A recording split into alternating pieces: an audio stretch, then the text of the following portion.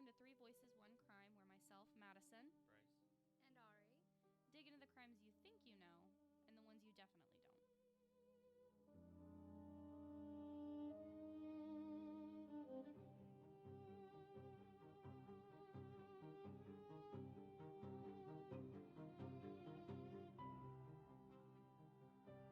What? did you start it?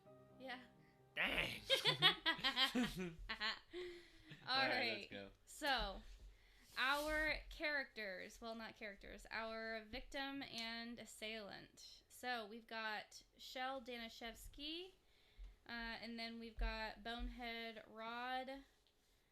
Roderick Covlin. So, do you guys want to see a photo of them? Yes, I do. Yeah. Here Let they me look. see Come what here. Roderick looks like. Oh boy.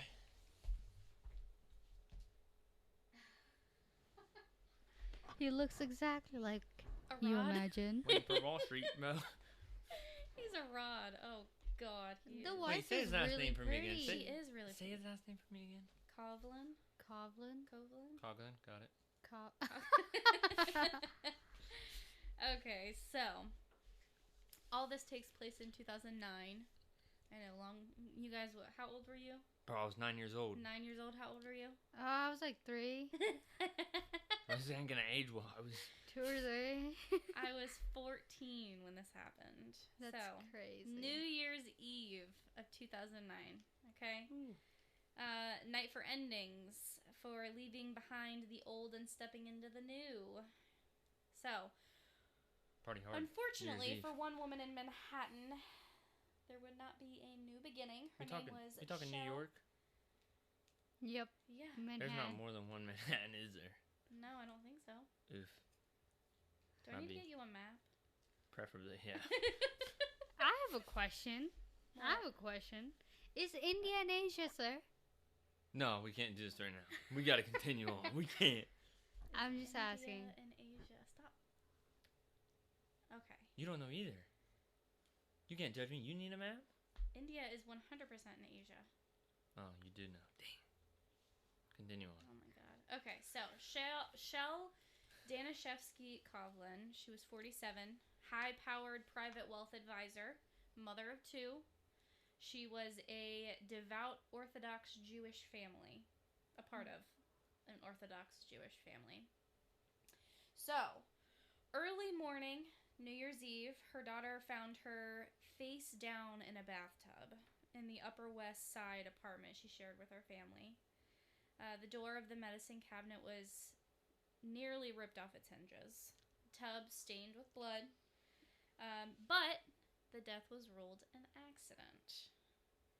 That decision would prove to be fatal, not just for Shele, but for justice itself, obviously, because across the hall lived another story. Her husband, Roderick Covlin, a struggling trader, backgammon champion, someone who had everything to lose and was about to lose even more. Wow. I have to pause. You gotta tell the people what backgammon is. Backgammon? A backgammon champion. Could you imagine? Like, you can't even be smart enough to be a chess champion? Backgammon? Really? What an I mean, if it was obscure working thing out to for be a him, champion. right? How do I go about becoming a champion of a board game? Is there, like, a Monopoly championship? I'd be a 'Cause if Oh championship. my so- god, I would. Cooked. I I'd be a would. championship of Monopoly, checkers. Not chess. Checkers. Checkers. Checkers, it's over. Chess. Connect nah. 4. Whooping Oh your my ass. god. Tournament. Twister? Oh, yeah. I got you. Yeah, no, I'm good. That takes some athleticism for real. Twister. I know. Trust me.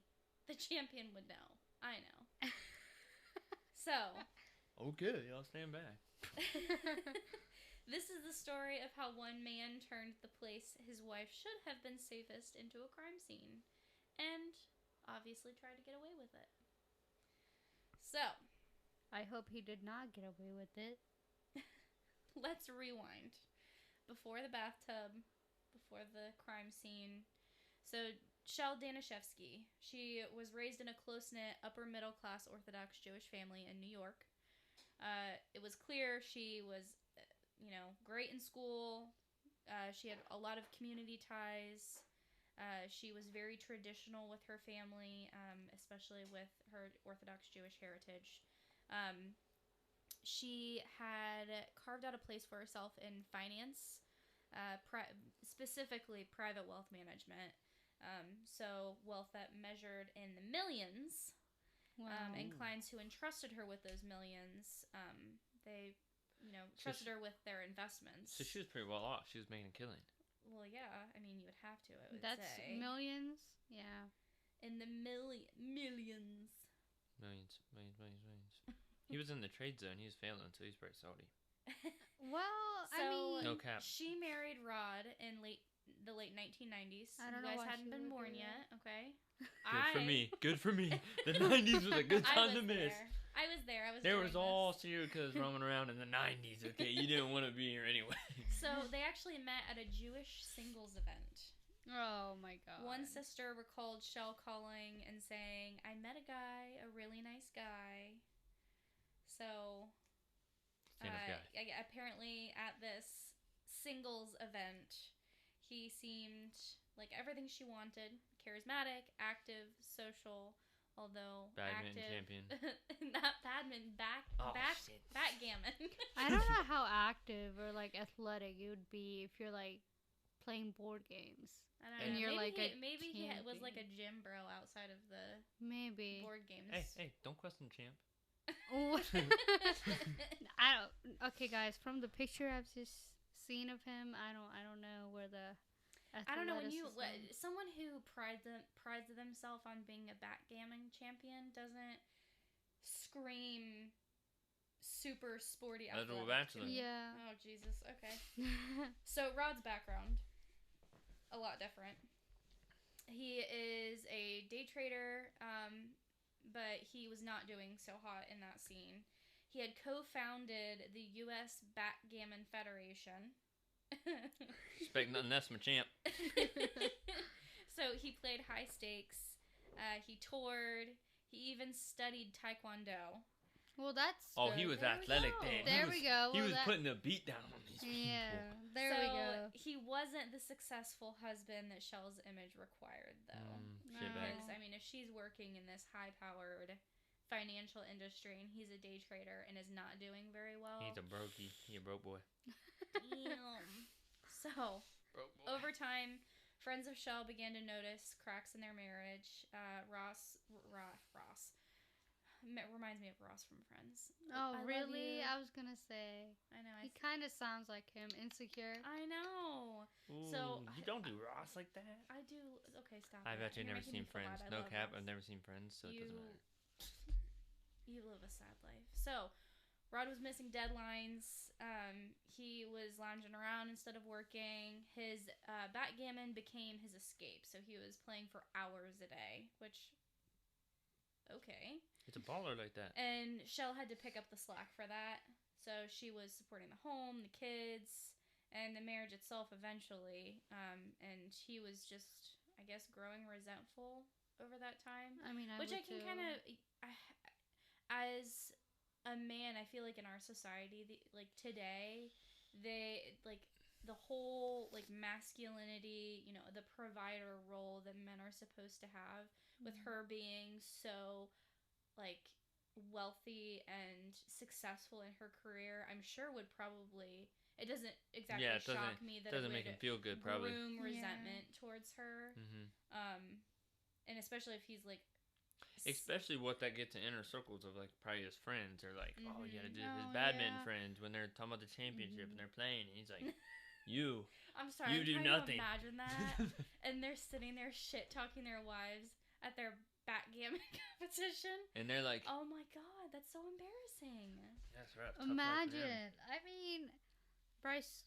Can you be How embarrassed would though, you if you're feel? playing badminton? Can you really be? Well, I don't. Nah, no offense to the badminton community.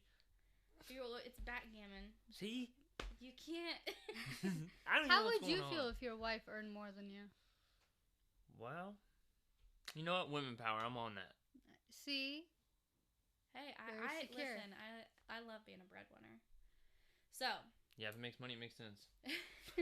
Shele and Rod had 2 children, a daughter born in 2001. Aw, only 1 year younger than you. What? Yeah, a son born in 2006. And you were born in 2006. Oh my gosh. You would be the same age as their children right now. Aw. 2004. Wait, what's... Close. 2004. Wait, what's the gender of the one kid? What do you mean? Of the daughter? Or of No, the son? come on. The son? The son, yeah. Wait, did you say that? Born in 2006. Man, I missed it. He was born in 2006. She was born in 2001.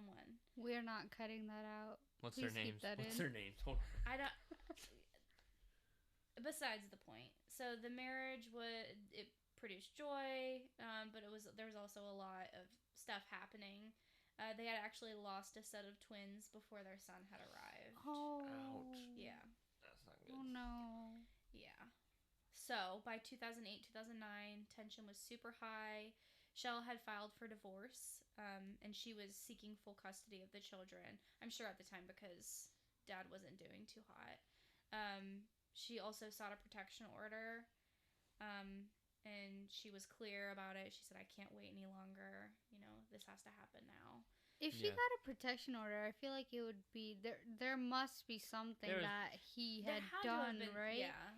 That's what I'm thinking. I'm thinking like maybe he was deteriorating. You need to prove it, right? You need to have evidence. Well, or there was maybe there was something going on at home and it was like a divorce and they were just willing to give it. I mean, protection orders were different back then.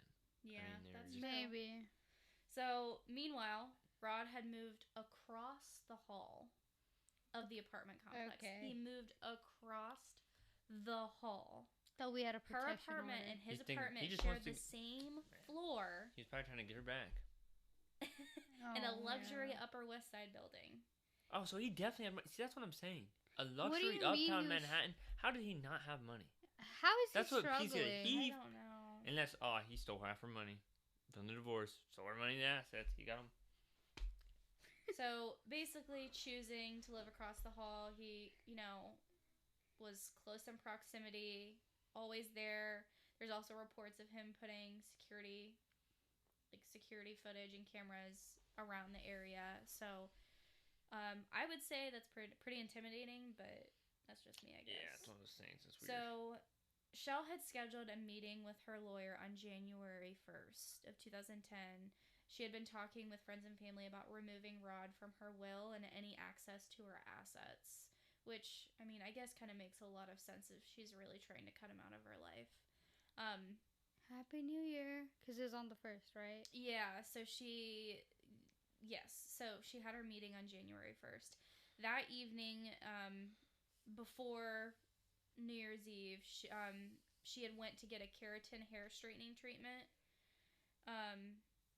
And so, if you know anything about a keratin hair straightening treatment, What is it?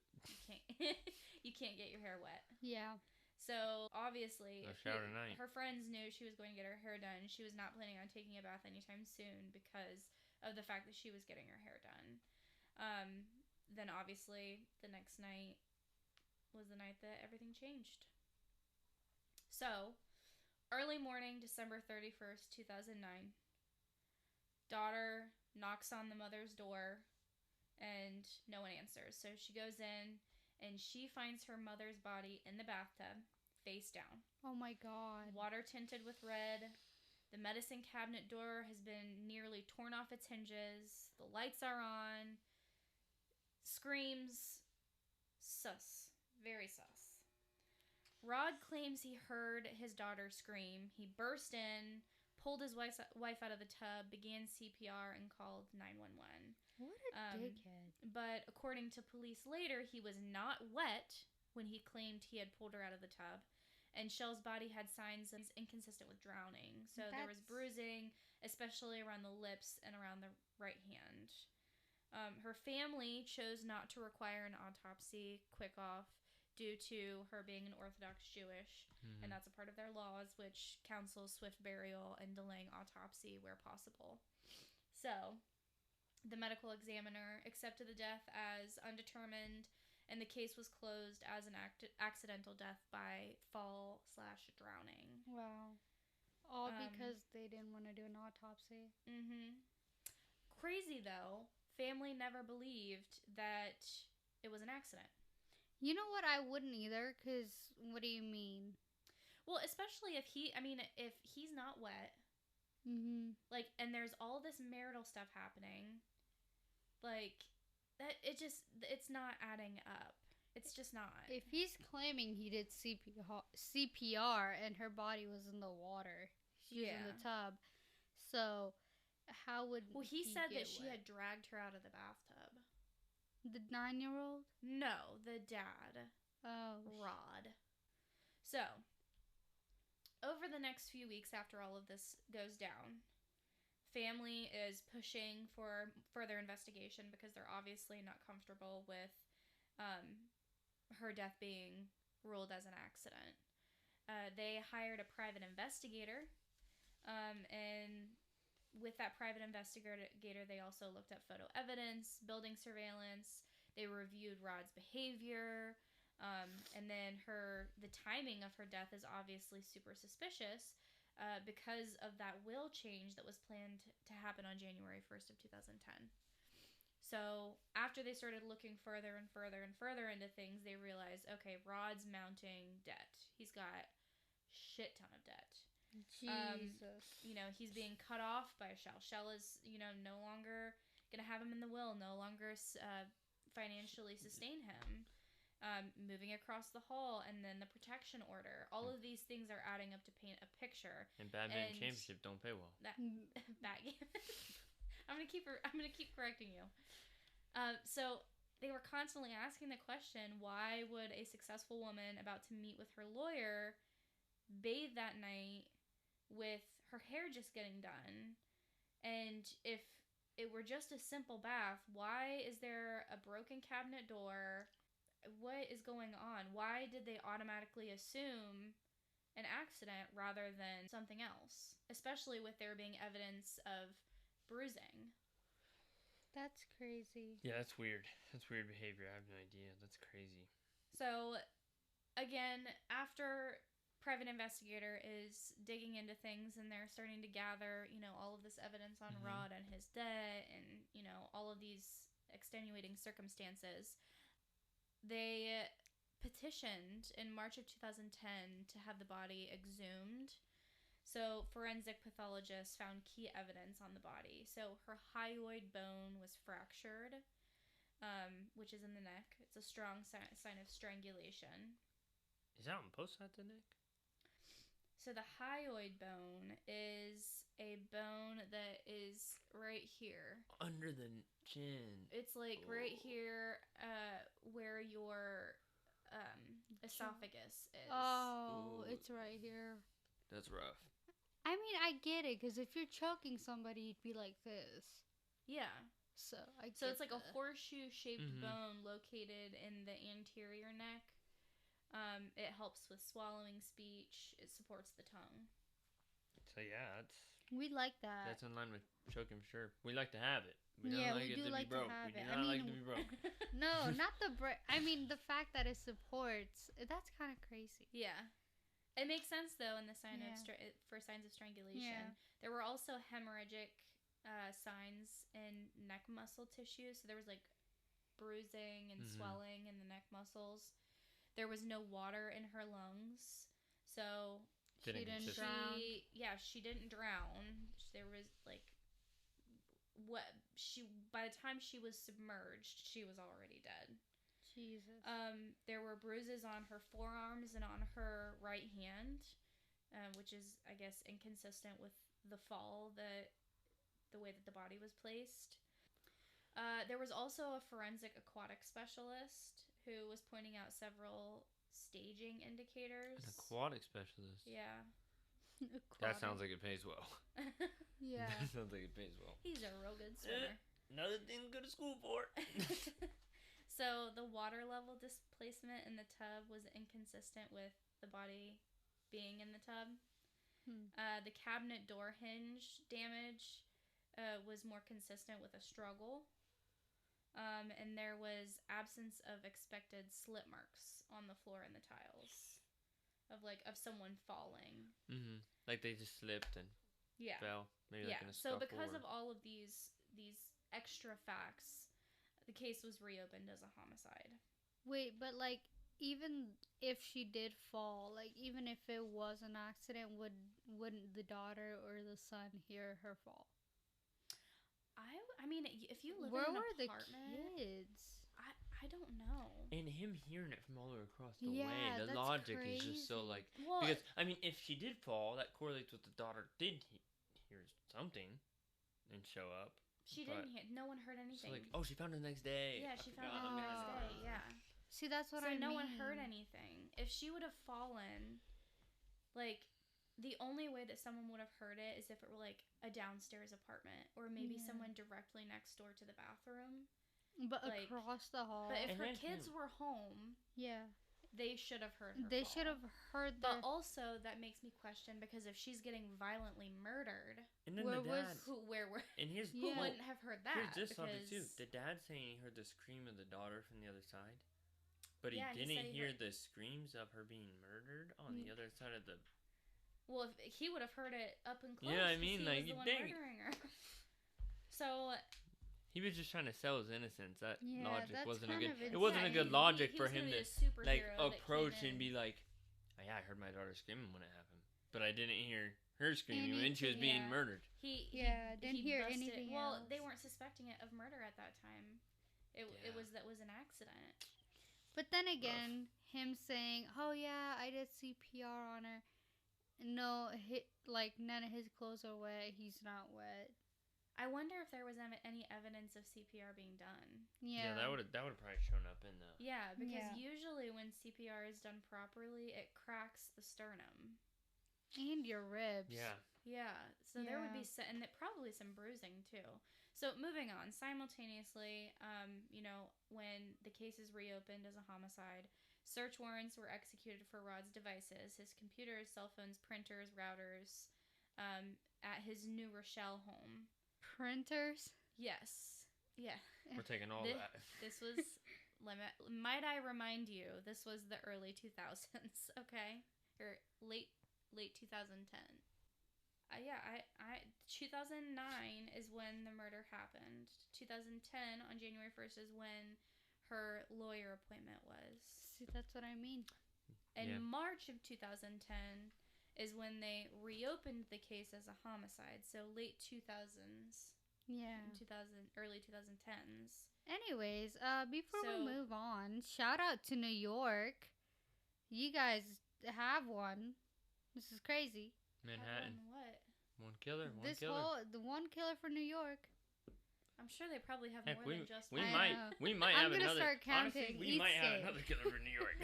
I'm sure there's plenty. So at this time, obviously reopening the case, Yeah. they're looking for suspects. Husband, obviously, ding, ding, ding, number one, because of how close he was, the motive, all that good stuff. He was living in New Rochelle at the time. His parents lived in Scarsdale, and they actually did search warrants for both premises. So what they found was emails and iCloud logs indicating Rod had accessed Shell's accounts after her death. A draft and Apple Notes document with a message written as if Rod's daughter wrote it. Oh.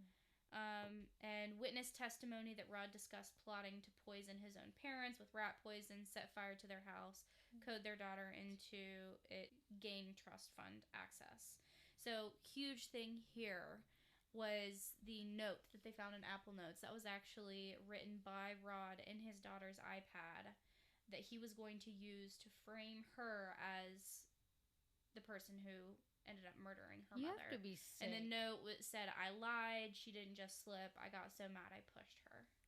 You have to be sick. Like, you have to be Yeah, a to- sociopath. well, He doesn't- honestly, he doesn't he- love his kids, Or obviously. he was probably thinking, well, yeah, he obviously loves the money, but he also might have thinking she'll get some leniency. She's a kid. I could see that. That could have been she's a kid. She Maybe, did this, and because she was a juvenile, right? She was 9, yeah. because she's Yeah, probably she was like, a juvenile at the time. Yeah. So, and he had saved it. He never sent it. He just saved it to the cloud because he was going to Use it as reveal it. evidence later. Yeah, when she turned 18, so that way she couldn't be charged for it. So, obviously we know he had discussed at some point plotting to poison his parents to regain custody of the children, because the children, after mom's death, they ended up living with his parents. I'm assuming that probably had something to do with why a protection order was in place. So, I mean, that makes most sense. But he was so desperate for this money that he was willing to murder his own parents. That's crazy. To gain access to the children so he could get their trust funds. Witness testimony of people, like, saying to the courts and the prosecutors, whoever, that he was saying he was going to poison his own parents is crazy. Yeah, that's crazy logic. Shit. Yeah, so obviously every bit of this paints pretty crazy picture. Financial motive, control, access, elimination of obstacles, and then the divorce lawyer, Lance Meyer, stated that Rod had said that she was on drugs. Oh, hell no. So he was trying to, like, destroy her. He was trying to discredit her 100%, like in every angle he could. No matter what he had to do. So eventually, they indicted Rod. It was in November of 2015. He was finally charged with 2 counts of second-degree murder. So the trial began in 2 counts? Yeah, 2 counts. The trial began in January of 2019 in Manhattan, and it lasted about 9 weeks. Short trial. Yeah. Well, but also a long wait. Yeah, very long short wait. Trial, long wait. And I don't know, 9 weeks. That's 9 weeks. Actually, 9 weeks long. is a lot, I guess. Yeah. It could be like a 2-day trial. Because like, normally, I mean, most trials, even for big trials that we see, I mean, it's maybe a week. Oh, maybe. No, the Amber Heard case was longer than that. Well, yeah. No one died. That was also like big profile. Yeah, that is true. So, I guess. I mean. No, actually, yeah, you're right. It is pretty. Mhm. So in the court, the prosecution obviously walks the jury through, Shele's, plan to change her will, Rod's failure to rebalance his own career, while she was obviously a shining star in hers, proximity, because he moved across the freaking hall, which again, send me into orbit, because I would lose my frickin' mind. Yeah. I already can't fucking stand you, and you choose to live across the hall. It's also like, I don't want to see my ex every day. It's just so weird, because she had the money to move. He had the money to live there, apparently. He pulled maybe his last bit of money, because he was running broke. I think he was using, like, credit cards because he was in a lot of debt. Like he was racking up a lot. Yeah, he was probably just doing everything he could to stay near at that point. Honestly. Yeah. Insane, right? You have to be a psychopath. Yeah. So I don't know about any type of if he was just pleading not guilty. I don't think he was trying to do any type of insanity. So obviously they also brought up that there was no autopsy immediately after, finding the body. And then when they do finally exhume the body, they find all of these forensic, anomalies. Weird situations, yeah. That are saying, okay, this was not an accident. Then they obviously bring up the Apple note and then the plot to kill his parents. The defense argued there was no direct physical evidence, so no eyewitnesses of the killing, there was no murder weapon, and they insisted the death still could have been an accident. I still don't get how nobody else heard anything that night. Maybe everybody was out partying. And almost like, there was just something, there's something there I feel like that was missed, like even as a whole by like detectives, by everybody, like with the kids. Where were the kids that night? I think, they had to be there. They were standing right there because they saw her in the morning. Yeah, I mean, the daughter did. He didn't have custody because immediately after she passed, the kid's custody went to his parents, I'm pretty sure. He didn't have custody, so they went with him. Where were the kids? The kids went with his parents. So that makes sense. So yeah, they went with the parents because he didn't have custody anymore because he was... I don't know, it's crazy. The mother was going for full custody for the kids. She died. His parents took over because he was obviously not going through it. He's not in the place. And they're probably like, oh, he's Graven, his this, that, and third. So, jury, at the end of all of this, sees right through the BS. And on March 13th, the jury found Rod guilty of second-degree murder. So, what's really crazy in all of this is that even through all of these proceedings, his kids and family are still asking for leniency during his sentencing.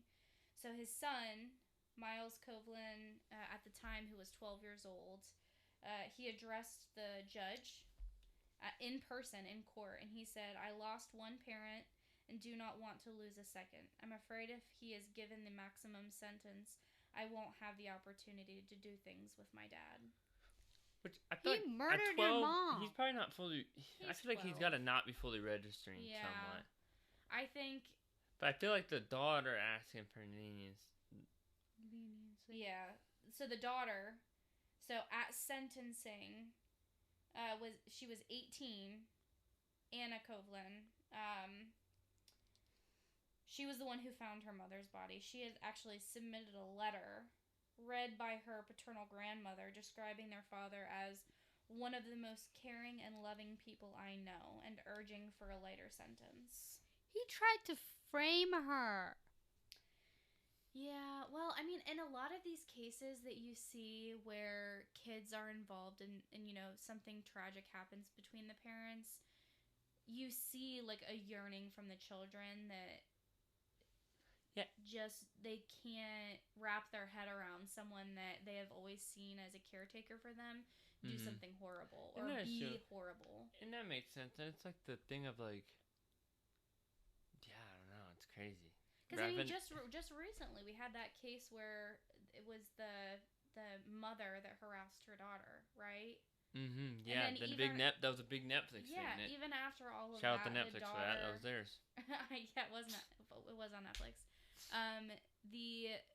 The daughter even continued to maintain a relationship with her mother for a long time until, after years of therapy and trying to, continue to have the relationship that she had always envisioned with her mother, was no longer sustainable. Or there.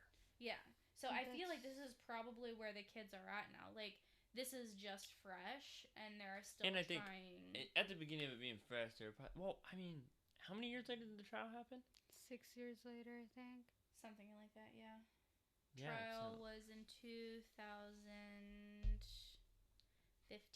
so about 6 years later, yeah. So yeah, like 6 years of 5 years later. being around him, probably thinking of stuff, being with parents, but also knowing him and being like. I get it from that perspective. Like, they probably weren't feeling the loss so hard at that age. Yeah.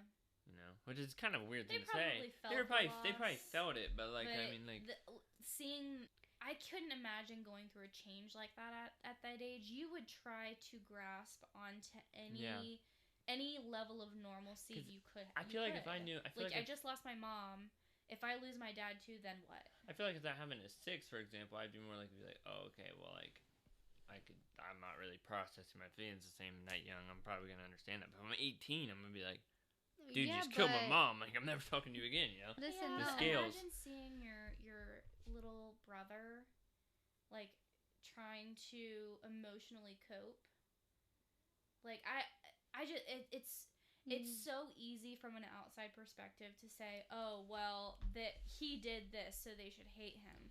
Human brain, like, it blocks out negative things all the time. So I see it, but it could be like a survival. And he never saw it. I can't. He never saw it. We don't really know. Like, he might genuinely be like, I don't know, deep down thinking he didn't do this.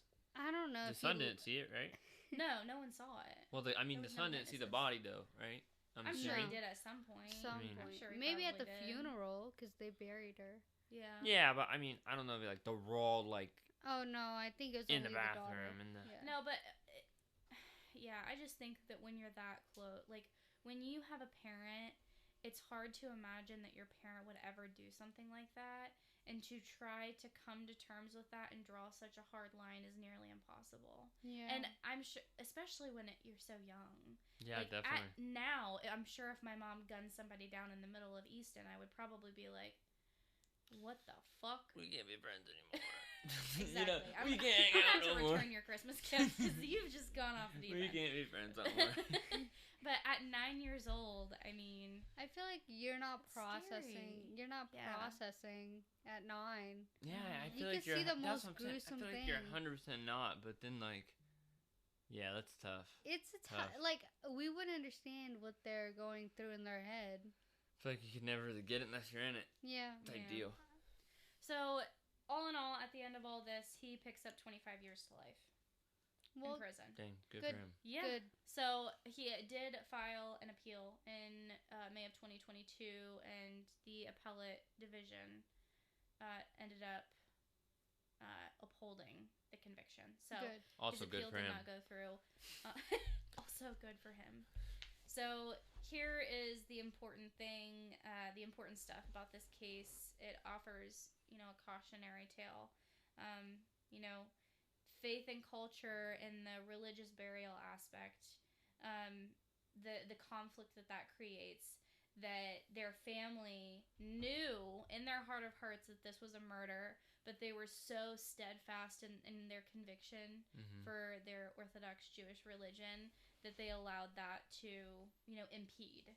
Which I get it, but also I don't.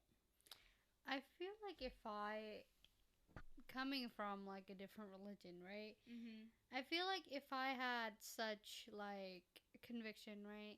And I knew that my child wouldn't just accidentally slip, or she was going through all these things and she had a protective order against her ex-husband who lived right across the hall. I think I would be like, okay, like, let's figure this out. We're not burying her. Take the body. Like, yeah. Yeah, I feel like that's a situation you never really know unless you're in it. I know. Yeah. It's easy for us to speculate of how we would handle it, but at the end of the day, I mean, especially because they did opt to exhume her later, so maybe they knew that they would be exhuming her, which is why they were so okay with just burying her. But I don't know, again, but that also they probably goes wouldn't know into- because they thought it was a. They never thought it was a murder. Yeah. They never thought it was an accident. Yeah. They always thought it was a murder. they didn't think... Oh, the family. The family Yeah, always okay. thought it was, which is why everyone was so confused, because it's like, if you guys are so steadfast that you do not believe that this was an accident, but you're also not giving us the opportunity to do an autopsy before you bury the body, that's a problem. But they did give permission, so I'm wondering And I'm if almost surprised they didn't halt and warrant that, like, halt that with the warrant. If they were really, like, if the cops were like, oh, hey. No, the cops ruled it as an accident. They were like, accident, see you later. Yeah, the cops ruled it as an accident, which is why no one, caused a huge stink when they just decided to bury it. But that's what I'm saying. Like, I'm wondering if they saw that as a loophole. Like, I'm going to bury the body, and then we're just going to dig it back up real quick. Yeah. Yeah. I think it was kind of like, oh, like, respect our religious belief right here, and then we'll just take it out, and then, do what we got to do later. Yeah. So there was also, weaponization of financial dependence in marriage. That needs to be said, that when things are uneven in a relationship like that, it can be so easy for resentments to build and for financial inadequacy to cause conflict. Yeah. Insecurity, man. Yes, insecurity. I don't know what it is about men, but man. Hate them. We don't hate men. Yeah, no. Not all men. Not all men. I feel like, and again, not all men, but certain men do have, like, this thing of, like, they hate it when their woman or somebody they're dating is more financially stable because they want to be the breadwinner, right? They want to take care of the woman and the household. Especially if he's a badminton champ. Not Backgammon? Jesus Christ. Come on. Backgammon. Backgammon. Hopefully they don't have that in prison. I'm going to play I hope he never gets to play backgammon again. He's probably the champ in the prison right now. He's probably running that. Give me your commissary right now. I beat you in that. Okay, so another huge, part about all of this. Stop doing that with your lips. You know how Dude, I got lips. You got a problem with it? When you're talking, yeah, I it. hate He moves his lips. Drives me crazy. So don't be crazy. Personal problems.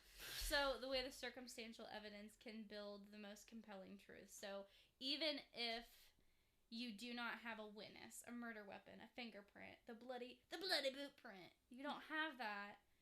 There's still enough to build a conclusion. You know what I mean? I feel like in front of a jury, you can really. Yeah. I mean, if you have enough, which I think is why most people rely so heavily on motive. Because if you can't find a motive, then you can't build a story. And at the time, everybody was like, we just don't. And the cops could have been just like, we don't have the evidence.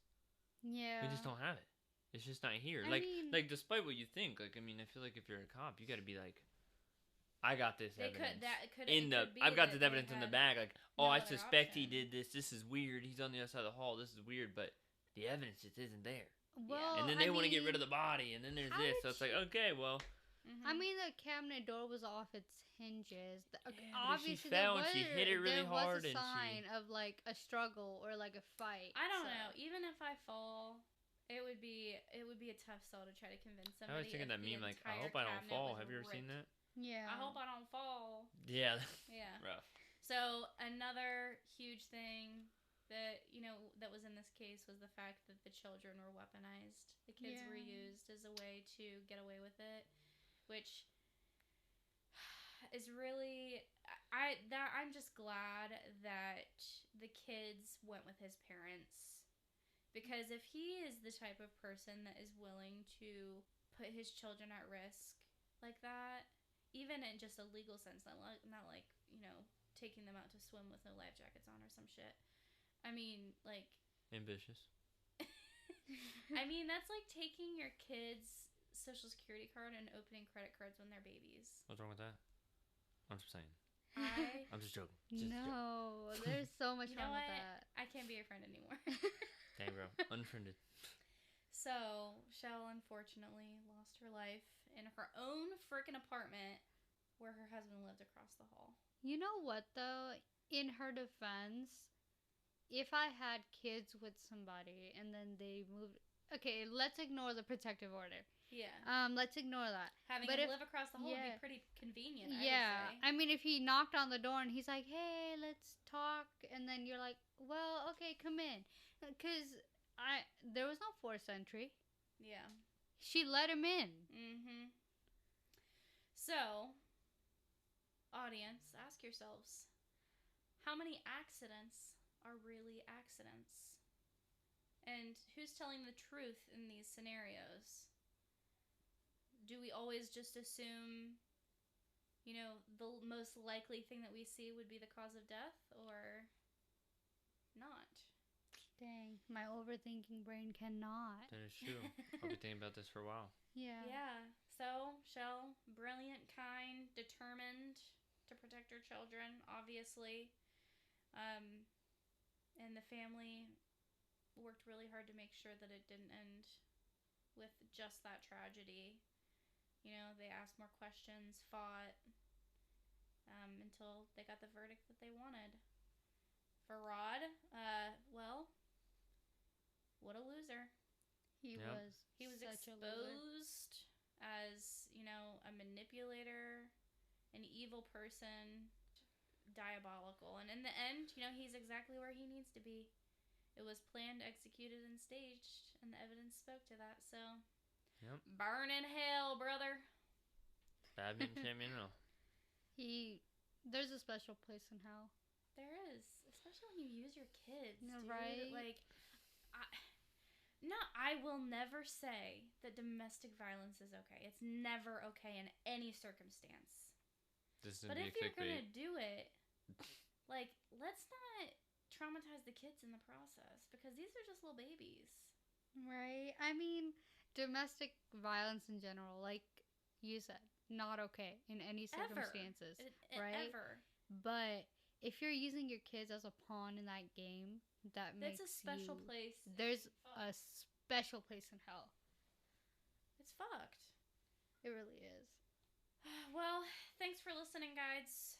Thanks for listening to this episode of Three Voices, One Crime.